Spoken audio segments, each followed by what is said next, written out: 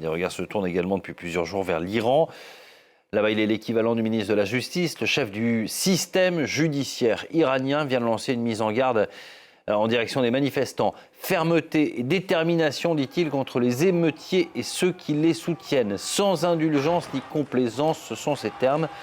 Après plusieurs jours de manifestations contre la vie chère et contre le régime, la police est déployée à plusieurs carrefours de Téhéran. Une ONG annonce 35 morts, 1200 arrestations depuis le début de ce mouvement, le 28 décembre. Pour en parler ce matin, nous sommes en ligne avec l'avocate Mona Armande.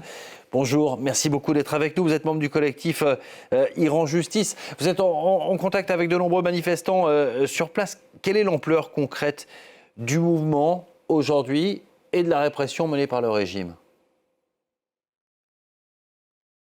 Alors tout d'abord, même si c'est vrai qu'effectivement, initialement, le mouvement a émergé des marchés, donc plutôt des bazars. Et donc, c'était plutôt un vecteur sensible de crise économique. Mais on a vu une évolution très rapide vers une contestation du régime explicite et généralisée.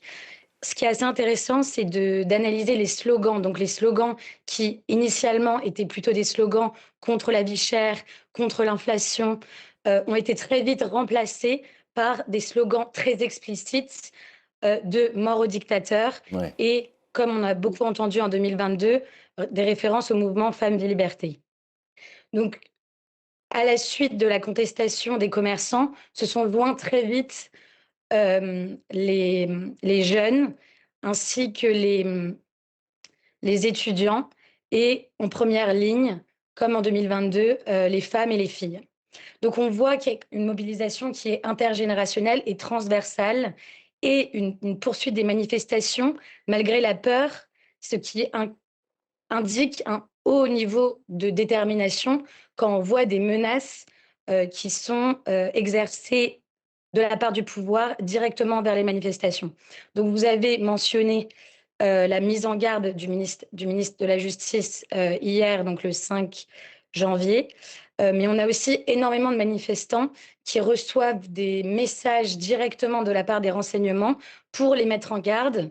Il y a beaucoup de ces messages qui ont été relayés sur les réseaux sociaux. Donc le fait que les manifestants continuent à se mobiliser, donc là on est à peu près plus d'une semaine, on est quand même, si on compare l'état de la mobilisation par rapport à 2022, on est déjà à 1200 arrestations, malheureusement une trentaine de morts après à peine une semaine.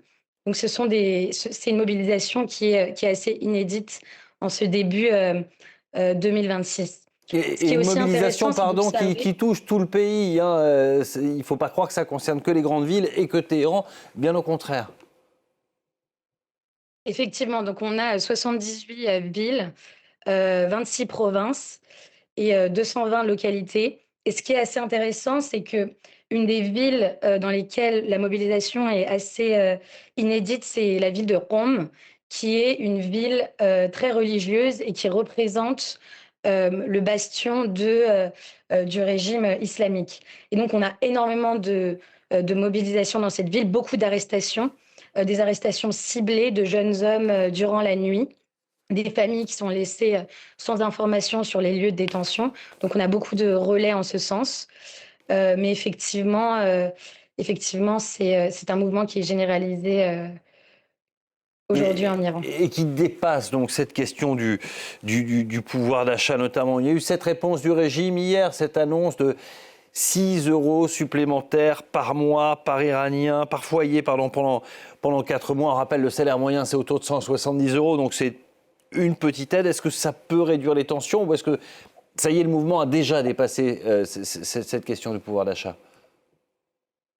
C'est-à-dire que les premières revendications initiales tournaient effectivement uniquement autour du pouvoir d'achat. Donc si le régime avait agi assez vite dès le départ, ça aurait pu éventuellement fonctionner. Mais là, lorsque on voit en fait les revendications des personnes dans la rue, lorsqu'on écoute leurs slogans, lorsqu'on voit les symboles qui sont utilisés par les manifestants, ça dépasse largement le pouvoir d'achat.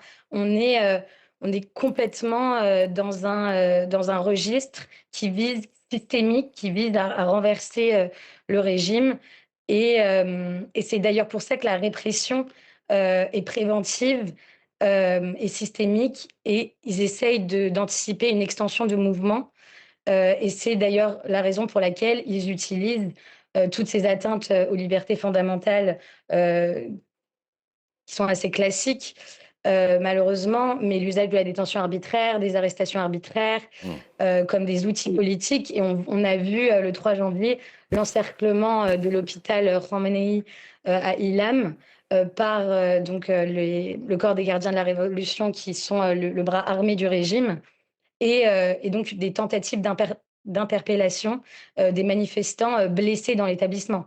Donc on est vraiment sur une réponse, répressive, systémique, qui dépasse, bien une crise seulement économique. Ça c'est évident. Alors, on n'est pas en 2022. Il y a eu des soulèvements par le passé. 2022, le mouvement Femmes, Vie, Liberté. Puis il y en a eu encore avant, lors d'élections notamment. Sauf que là, il y a eu les frappes américaines en Iran qui ont affaibli quand même le régime l'année dernière. Soutien affiché des États-Unis, les menaces de Donald Trump à l'écart du régime iranien. Est-ce qu'on est dans un cadre un peu différent cette fois? Est-ce que le régime, peut-être blessé aussi, peut aller plus loin dans la répression? Effectivement, on a vu ces déclarations, de responsables israéliens et du président Trump lui-même, affichant donc un soutien aux manifestants et des rumeurs, d'intervention, d'Israël en Iran dans les prochains jours. Mais le fait est qu'aujourd'hui, lorsqu'on se met à la place, lorsqu'on écoute en fait les manifestants et qu'on a les échos des manifestants, le message vous l'avez cité vous-même, le message du ministre de la Justice était extrêmement clair.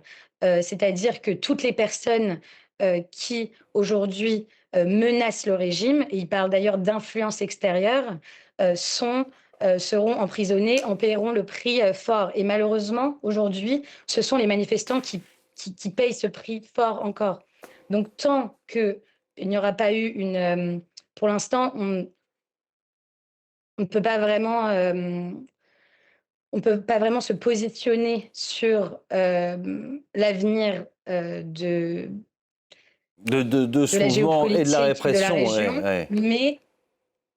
mais tout ce qu'on peut dire, c'est qu'effectivement, les manifestants sont les premiers ers en ligne et sont les premiers qui vont, finalement subir, les potentielles, implications, étrangères aujourd'hui qui ne leur rendent pas service finalement, Merci sur le beaucoup. terrain. Merci Mona Armand d'avoir été notre invitée, d'avoir accepté notre invitation ce matin.